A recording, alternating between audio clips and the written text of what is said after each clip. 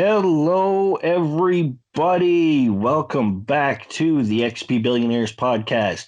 It is our first show of 2021, and oh my God, let's just not talk about last year anymore, or like even the events of the last week or two. I feel like let's just forget all of that and have a nice, fun discussion about video games. Oh my god, I love video games. That sounds so nice. Let's do that. Yeah, I am totally for that. All right. If you guys have forgotten my name already, my name is Ray Thegram, and I am joined by Sky Knight and the Mel Zerker. We have been your host for quite some time now, so if you have forgotten our names, shame on you. Just shame. Regardless, we'll say hello to everybody and kind of find out what's been going on with us since our timely break back in December. So, Sky, how are you? And have you stopped playing Genshin Impact yet?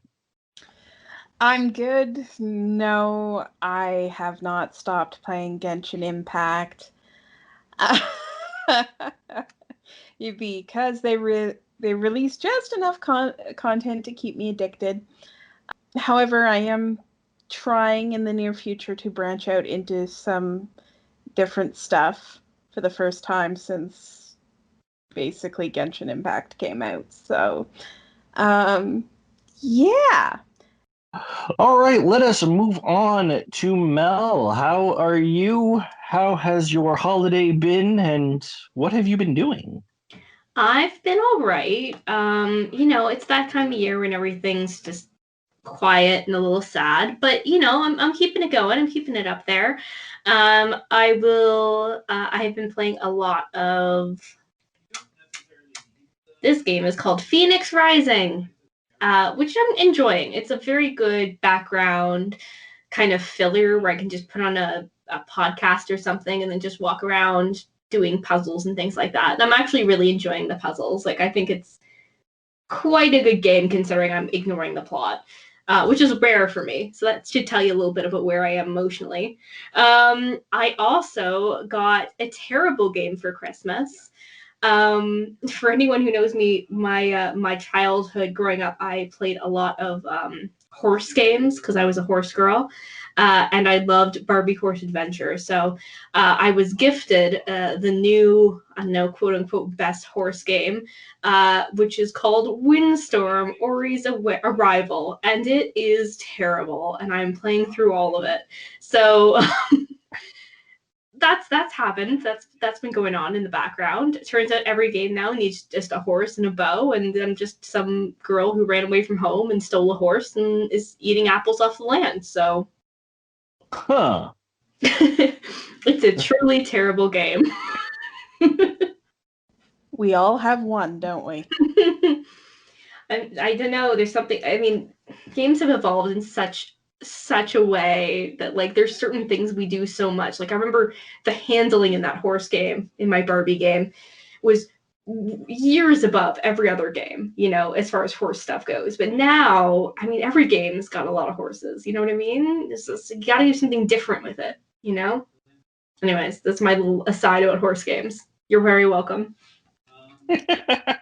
That's awesome.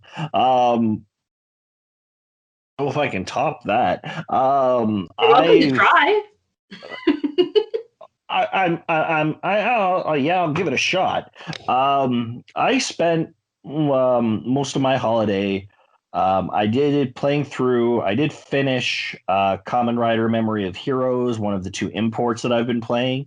Very, very good game. I really enjoyed it. It was short, and it did have its flaws, but there is a quick fire review going up for it on our website very soon. So make sure to watch out for that, and I'm sure we'll get that out on our social media when it's available. But if you are a Rider fan, I do recommend playing it. So far, I think it's one of the better games that has come out from the series. So definitely check that out. I have also been playing Super Robot Wars T, the other import that I picked up.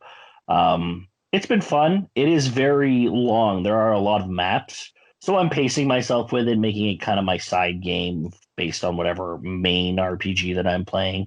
But it's great. It's got kind of a mix of Fire Emblem strategy and just really, really beautiful animations for when your mobile suits attack. I actually really love some of the looks that have come out so far, and yeah, it's been really great. Yeah, and they have a really nice selection of, characters and mobile suits from different franchises and that. I mean, everything from Gundam stuff to Cowboy Bebop to Ray Earth eventually, I've gathered. So, Yeah, I haven't gotten there yet, but yeah, supposedly the Ray Earth crew are going to be in it, which is a first for the series, which is really cool. But yeah, there's been a lot of really interesting things, and it's actually made me want to watch a few other mecha anime series. So I'm gonna have to track those down. And then lastly, like I started Tales of Berseria. So I don't even think I'm probably about a quarter of the way through it at this point. And it's been really fun. I actually really love the change of pace from being a hero to essentially being the villain, processing through the going through the storyline. I think it's such a nice change of pace. We've already done some really terrible shit. So I want to see if we can top like completely crippling a port town's economy. So that's a start.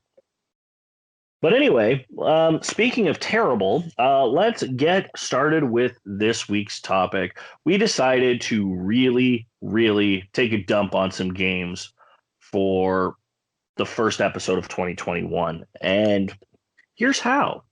So, as we all know, sequels and prequels to our favorite stories can provide a much needed expansion to an existing world or help create a whole new world with a similar feel. In many cases, that sequel or prequel, it's a really, really positive experience. But we're not going to talk about those today. That's just no fun. Instead, we're going to do the exact opposite. We're going to look at the black sheeps of the many RPG families out there. So this week, and for the first time in 2021, our first top three is going to be the top three RPG sequels or prequels that can go die in a fire. And that's right, we're starting with a dumpster fire. It's going to be nice and warm. toasty, toasty warm. Oh, yeah. All right, so we're going to start with our number three choices. And I am going to kick things off this year because I don't know, I guess that's how it's going to go. But for the first game to add to the dumpster fire, I have picked something I didn't actually think about until very last minute. But I hate saying it, but I have to put Shin Megami Tensei 4 into the dumpster fire. I've tried more than once to play this game from the very beginning on, and each time I couldn't get excited about it. I really couldn't. I was not getting the same feeling that I was getting from other Shin Megami Tensei games at its time. I never did actually finish the game, so I don't really understand what the samurai are, anything like that. All I know is that there was a ruined Tokyo underneath or down below. So were they angels? Were they heavenly beings? I have no idea. I mean, I have heard that the kind of sequel to that, Shin Megami Tensei 4 Apocalypse, was a way better game, but I never did get around to it because it was just really hard for me to disassociate it from the boredom I just felt playing this game. Yeah, I had the same problem with it. I just could not get into it for love nor money. And I love, love, love, love, love, love the press turn system. But not even that could make me want to progress in that game. No, and it is a real shame because I feel like there probably is something really good buried in that story, but it's just so hard to dig into it to get to it for me that I had to put it down and I had to I had to get the Zippo fluid and just toss her in. Like it's a burn at this point. That is what it is. All right, so let's move on to the next number 3 for the fire. We're gonna get the kindling going with the number 3s.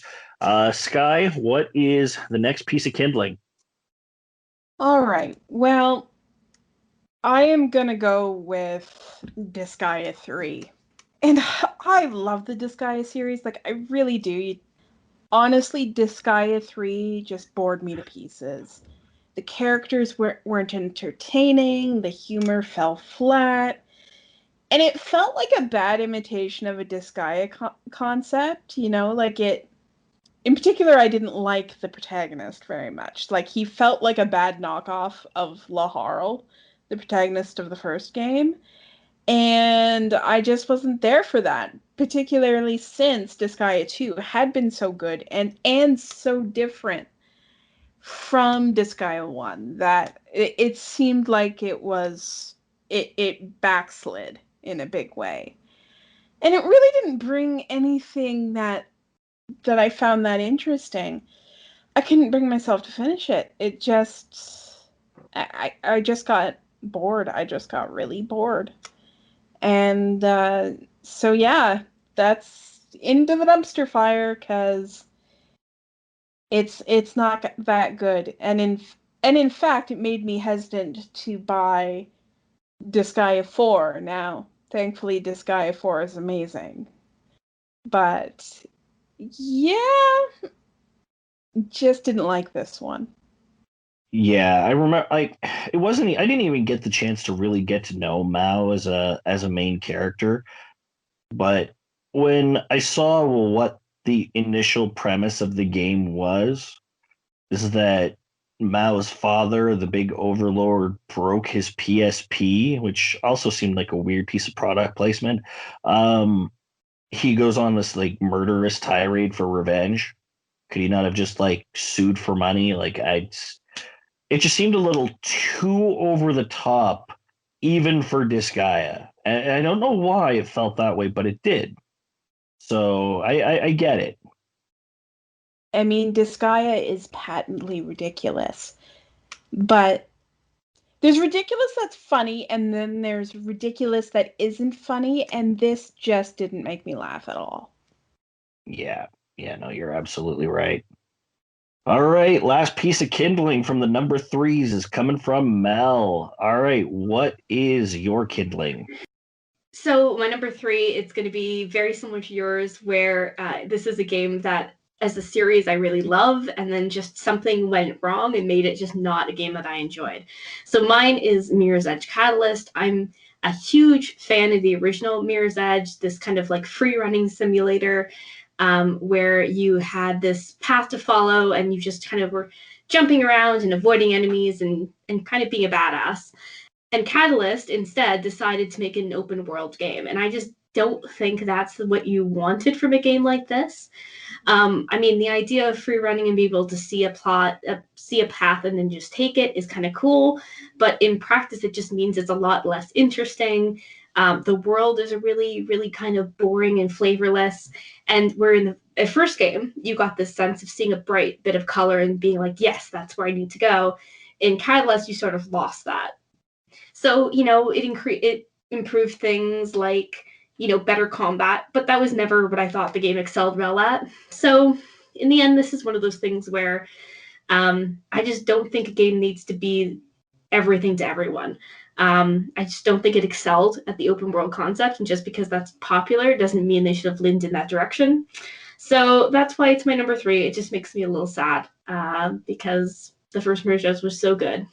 That makes a lot of sense. I do find with open world games, a lot of developers can't do open world well. They can't make it as interesting looking and feeling as a linear game because they spend all this time, rendering this gigantic open world, but they can't put targeted effort in the same way they can in a linear game. And really, you want something that you can interact with more, or, is more visually interesting than just more open space. Yeah, exactly. Like, sometimes a linear plot is a good idea. Like, sometimes it's just what you need to get the game across. And you can have multiple paths. Like, I think that's a great idea. But, just give someone a grappling hook, and then every game is an, open world free running game. Yeah. Yeah, exactly. I mean, very few developers can do interesting open world. And frankly, it's not for every concept. So, makes sense to me. Yeah, no, absolutely. There's nothing I want to add there that you guys didn't already touch on. I mean, really, like, I think with developers, stick to your strengths. Don't branch out of them just because something is making money elsewhere. Stick to what you're good at, and people are going to come back to what you're good at. That it's really not that hard, people. Yeah, and that's not to say don't experiment, don't try new things, but don't go completely outside your wheelhouse because something is popular. You're gonna completely alienate your current fans, and chances are you're not gonna do it as well as a studio that has actual experience with that genre, combat style, world concept, etc. Mm-hmm. And I mean, like, yeah, like, I mean, I think putting all of the effort into that game and trying to make sure that the combat was so good really meant that all that effort of the free running part got lost. I mean, for me at least, the first game was great because, sometimes you would be in a situation you just have to run. That's the point. You're a runner. So making the combat better sort of didn't really make that much sense to me as the person who loved running away from fights. No, fair enough. Fair enough. All right, the kindling is in. We got ourselves a half decent starting fire, but how do we make that flame grow and warm us up on this cold winter night of recording? Well, we're going to do that with our number two choices. So we're going to go back to my number two, and I have chosen Final Fantasy 3. Yes, the original 3, originally for the NES, and ported to the DS where I got to play it. This had one major problem with the game that I had to take kind of a grudge with. There is a personal reason for it, and there's a story behind this, and I'm going to get to that in just a second. But the big technical problem is that while this game was so good on so many different things, combat, the job system, overall playability, the game could only save on the overworld. This wasn't really a problem until we got to the final dungeon. Now, the final dungeon has multiple boss fights in it in order to progress, and you can't leave to go out and save in the process either. You were just kind of stuck there. I was playing the game for over an hour and a half on the final dungeon, only to accidentally lose to one of these bosses. This is a huge problem. There needed to be some sort of saving mechanic in the game, and it could have been in the rest of the game too, but at the very least, you needed something in this final dungeon in order to not get completely wrecked and have to do it all over again. So, why did this happen to me? This is the side story. This is the personal story. This is actually really funny. I hate that this happened, but it did. So during that night that I was playing through it on the DS, I was lying in bed. Um, Sky, I actually think you were right next to me when it happened too. Now that I think about it, I'm playing through. I'm playing through. I get to the boss fight that's about to kill me, and I lose focus. I just kind of get distracted. What's distracting me? My neighbor on the adjacent wall, because she is currently engaging in the throes of passion, and it is incredibly audible through the wall, that I lose the focus and the final boss or not even the final boss, this random mini boss kills me. I'd forgotten that those two things were related. They were. That is it. And this is not the first time I had to deal with this, or at least listen to this.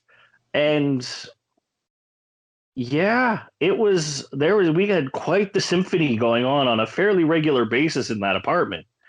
And yeah, that one of the first times that happened, I think it was the first time, was while I was in the middle of playing Final Fantasy III. But because of that, I never went back to finishing the game, realized that the fact that there was no save mechanic in there, that's why it's being added to the fire. Yeah. And he says distraction, but really, like, sometimes we'd look at each other and wonder if we should be calling the police, because, like, the difference sometimes between throes of passion and being violently murdered sounds are not that dissimilar. Well, see, here's the thing, though. That was two different apartments. So throes of passion came from next door. The stabby, screamy noises came from above us. Oh, They came from the ceiling. Okay, that explains a lot. And I'm pretty sure the one with the stabby noises was working, because it was happening any time of the day. That is true. I do remember that. Yeah. So, and that is not to disparage anybody in that industry. Do what you want to do what you enjoy, by all means. But that is still my theory. Because you like this experience you had in the final dungeon of this game, I was playing it as well, though I wasn't as far in, and I too stopped after that because I was just like, I'm not dealing with that crap. Like, You wouldn't even unacceptable. you probably wouldn't have even had the same kind of distraction. I mean, well, maybe you would have, given how often it happened. But the fact remains that no save mechanic outside of saving on the overworld, or possibly at an inn, I can't remember. Oh my god, like this was basically a remake of the game for the DS. They could have added it even if it wasn't in there originally. I know that even go ahead. It's amazing how much those little things make a difference, right? Like it makes the games almost impossible sometimes.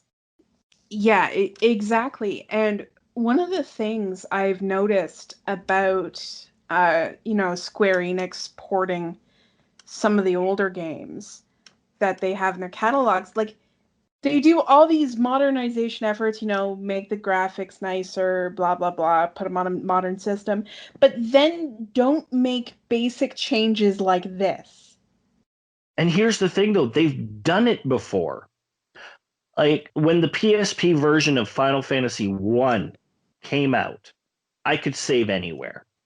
And that came out well before Final Fantasy 3 did. So there is no excuse for them not doing it. Yeah, they've just, with some of those ports that they did, I don't know what they were thinking. I honestly don't. Like, it's like the port of Final Fantasy Tactics. It's just like, why do you have to lock in the skill before you lock in the movement before you can select a skill to use or an attack to use? Like, it makes the game artificially harder and unlike any other game in its genre. Like, they had this beautiful opportunity to improve that, fix that problem, and didn't. Ugh. Yeah. Square Enix. Yeah. They very hit or miss sometimes. All right, let's move on to the next piece to keep the fire going. Sky, what are you throwing in? The part of me hates to do it. Shadow Hearts from the New World. So this is Shadow Hearts 3. You've heard me talk about some elements of this game from time to time on this podcast, if you've been listening a while. And there are elements of From the New World I do like. But honestly, the rest of it, and in fact most of the game, was fundamentally a mistake. And what it comes down to really is the characters almost entirely are bad walking stereotypes, if not outright racist or sexist depictions. It's really bad. Like I've talked about Hilda, who could become skinny and fat basically on command, and like there's Frank, the American French ninja, and then there's like the guy who's basically just a mariachi band guy, and then there's Shania, the main female character, who looks who is a wonderful character, except like her character design, as in her physical design, is so sexist and probably racist as well. And they have this completely unnecessary scene when she transforms into one of her monster forms, she loses all of her clothes, which is both unnecessary, sexist, and inconsistent with what they'd done previously in the series. Plus, the game was only tangentially related to the rest of the series. I mean, it's such a shame.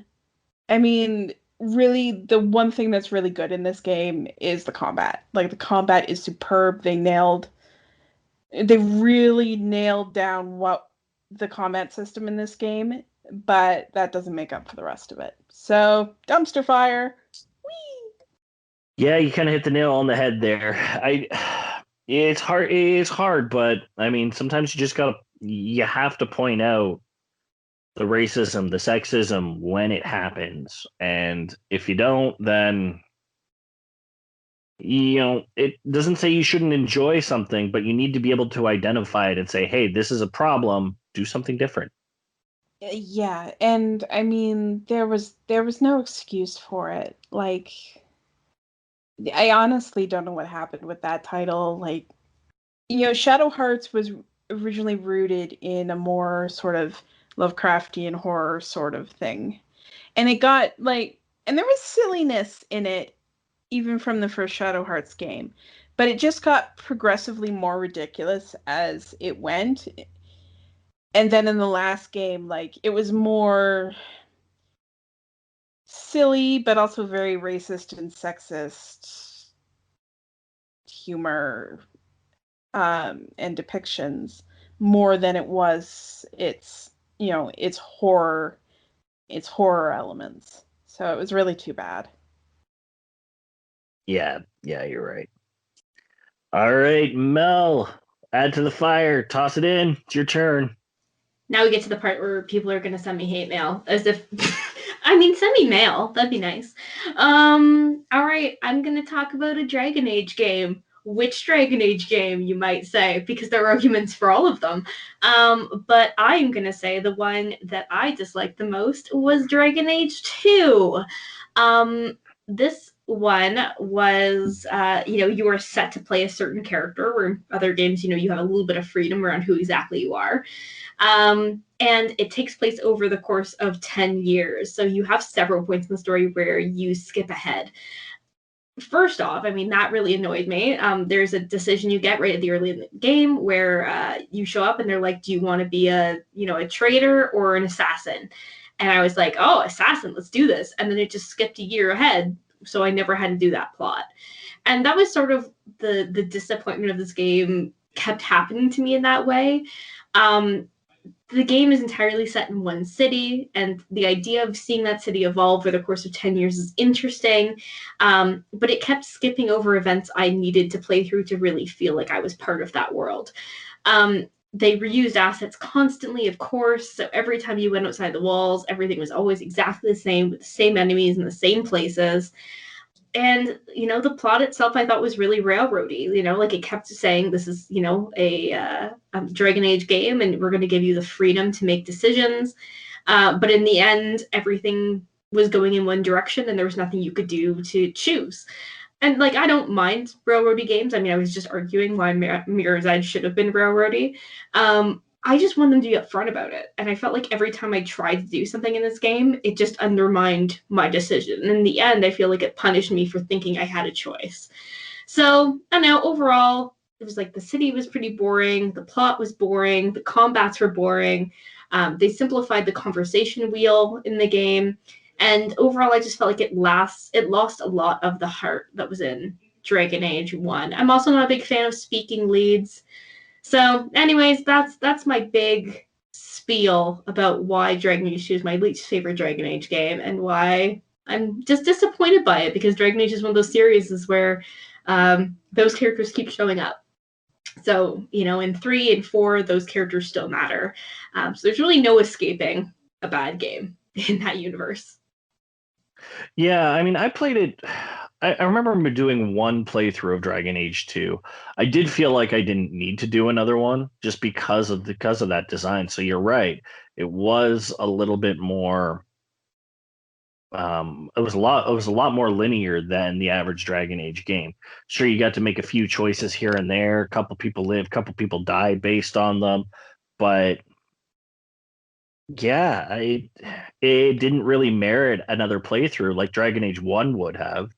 I never did another playthrough of that either, but at least there was a lot more flexibility because at least the starting point could be significantly different each time you played through, which I really liked. Yeah, no, yeah, definitely belongs in the fire. All right, we're gonna make the fire the strongest it has been, or it can possibly be, by adding in our number one choices for games that need sequels that need to be in the dumpster fire. Mine is one I know I have talked about here in the past, and it is Xenosaga 2. I just can't get over how this installment of the series, which is phenomenal, by the way, it did a fantastic job of mixing sci-fi, religious iconography, story, characters. They're all so wonderful. But this game got ruined by its combat system.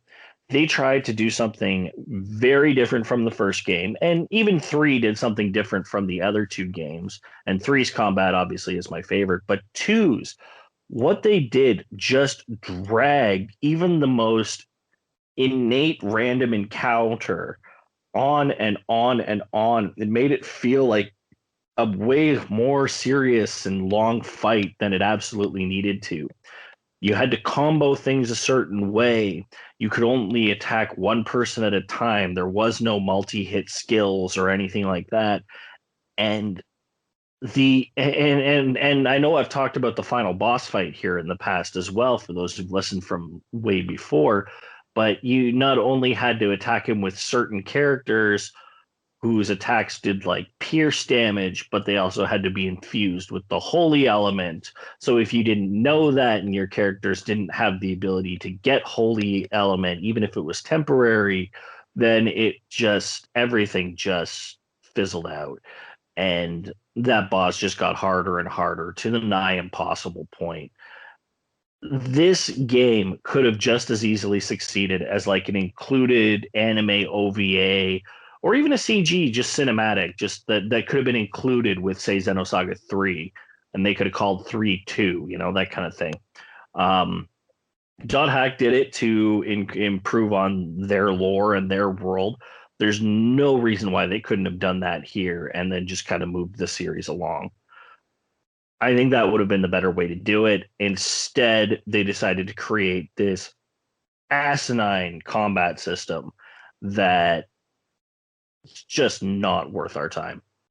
Alrighty, so that is mine, and apparently, yeah, I think I said everything I needed to say there. So yeah, you pretty much covered it. I mean, yeah.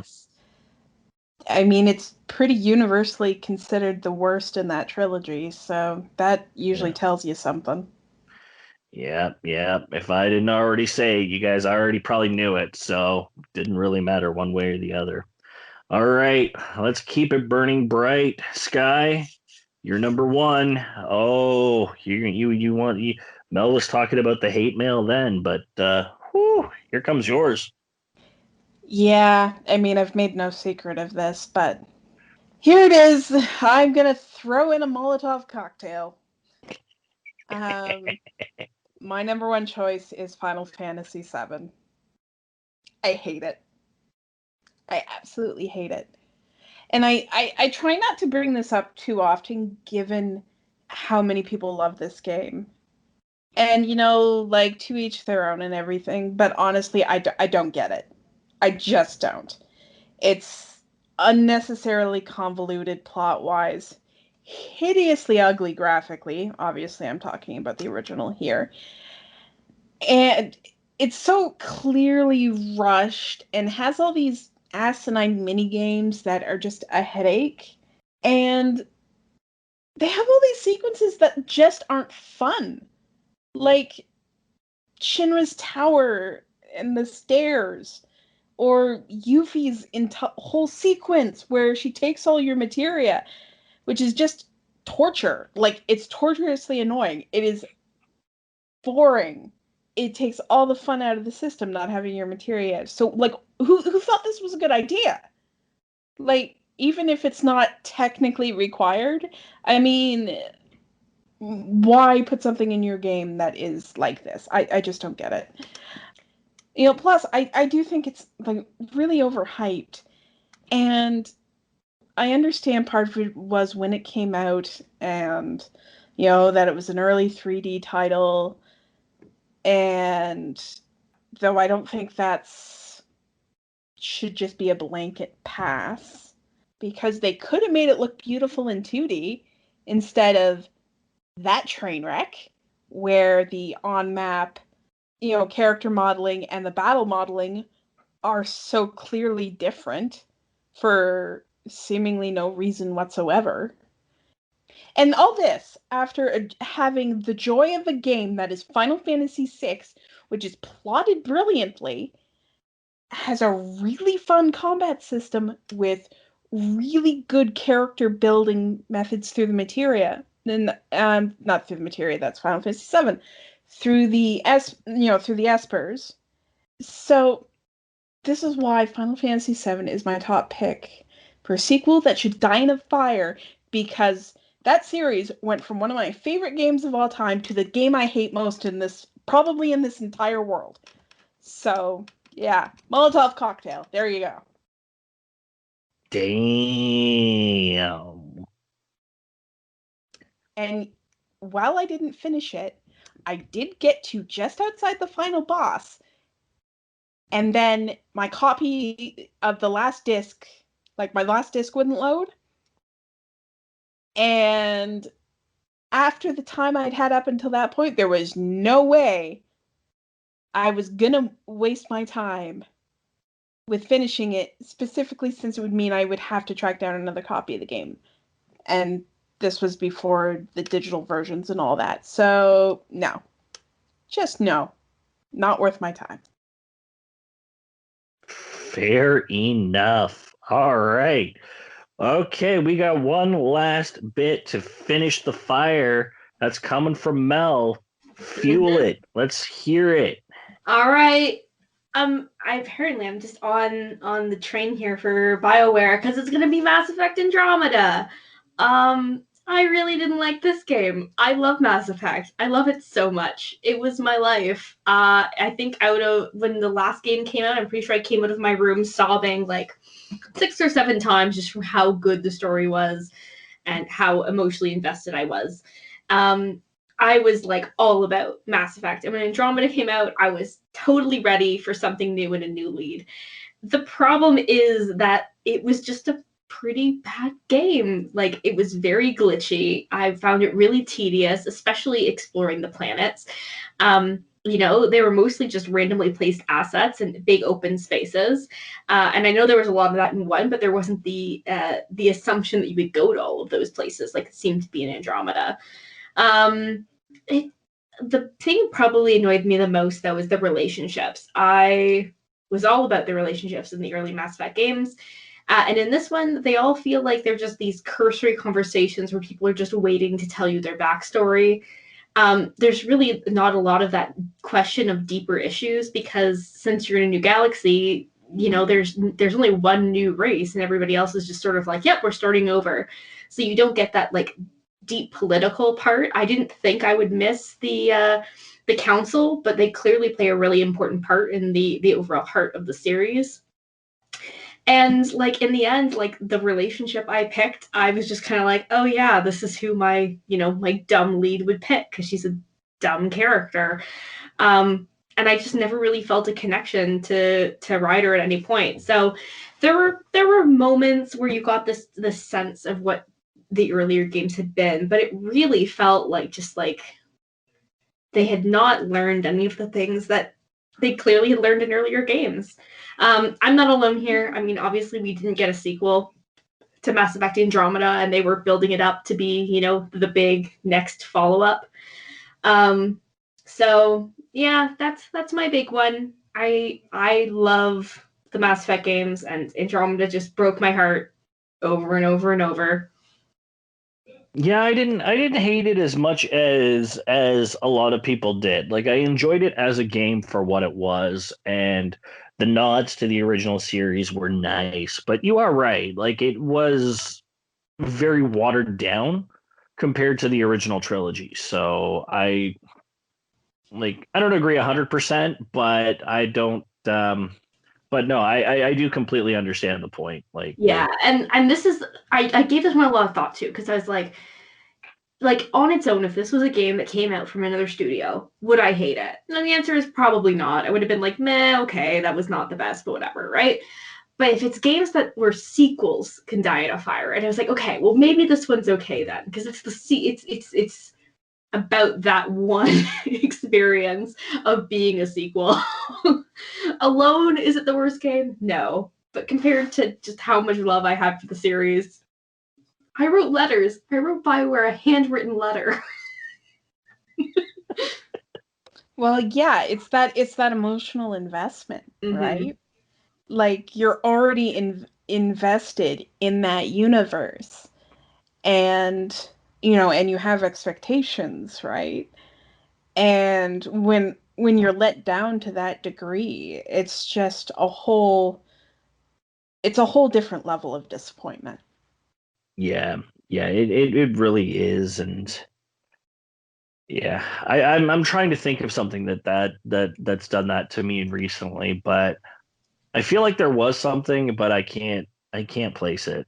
I just can't. But I know I've had that feeling at one point or another in my life. Yeah, like on their own, like a lot of these games aren't probably the worst game ever. I'm playing Windstorm after all.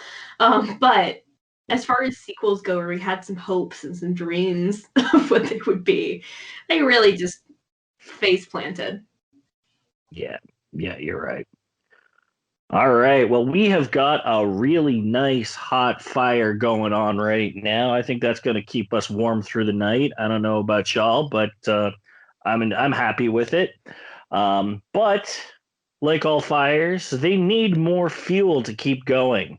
And that's where you guys come in. I want to know what sequels you think should be added to the fire. Let us know. You can do that through our email address, xpbillionaires@gmail.com, or you can hit us up on our social media. You can find me at Billionaires XP on Twitter, and Rafe Thegrim on Instagram if you're also a big fan of Gunpla.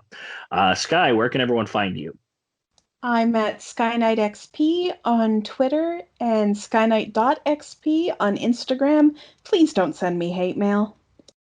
Fair enough. And Mel, where can everyone find you? You can find me at Feminist Gamer, and you can also check out my ongoing D&D campaign, Darkness and Dragons, which is on the Level Up TV Twitch stream. And we're in our final season, so it's all ramping up towards killing Vecna. So wish them luck. Nice. I look forward to the god slaying. Well done.